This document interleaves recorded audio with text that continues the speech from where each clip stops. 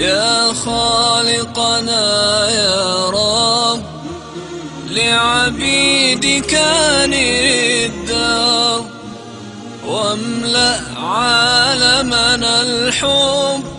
अल्लामा शातिबी बेनजीर बेमिसाल किताब लिख दी, कहते ये बिदत का दावा करना कि बिदत की तकसीम होती है हसना और सैया में, ये बजाते खुद बिदत है। और सुन लीजिए, जिंदगी रहे न रहे लेकिन आलुल हदीस के जवानों ये बात लिख लो, मेरी पल्ले बांध लो। जिस बंदे से सहाबी रसूल महफूज न हो, समझ लेना उस बंदे के गुमराह होने में कोई शक नहीं है। जिसके बारे में आकाए कायनात ने इरशाद फरमा दिया कि अल्लाह ने हजरत उमर आपके दिल पर, आपकी जुबान पर हक को जारी कर दिया है।